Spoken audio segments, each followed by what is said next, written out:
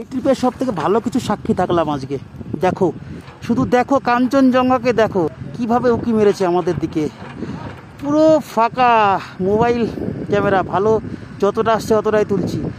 পুরো ফাঁকা, মেঘ নেই। দেখো মেঘটা নিচে, এই যে সাদা সাদা দেখতে পাচ্ছ পেঁজা তুলোর মতো, এগুলো হচ্ছে মেঘ। আমরা পুরো মেঘের উপরে রয়েছি, চারিদিকে মেঘ, নিচটা পুরো মেঘের আস্তরণে ছেয়ে গেছে। কি লাগছে দেখতে, মনে হয় যেন স্বর্গ। পুরো মনে হচ্ছে যেন স্বর্গের উপরে আছি, স্বর্গ।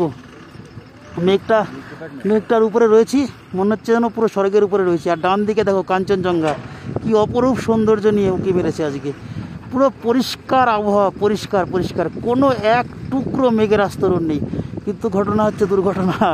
ফোনের ক্যামেরা তো অত ভালো নয়, যতটুকু সম্ভব হচ্ছে ততটুকু ক্যামেরা বন্দি করছি, ভিডিও করছি। এখানে বিআরওর কাজ চলছে পুরো দমে, রাস্তার উন্নয়ন চলছে, দেশের সীমানা নিয়ে কোনো কম্প্রোমাইজ হবে না। ওই যে উপরে ওই দিকটা চায়না বর্ডার আছে, চায়নার আর্মির পোস্ট দেখা যায়।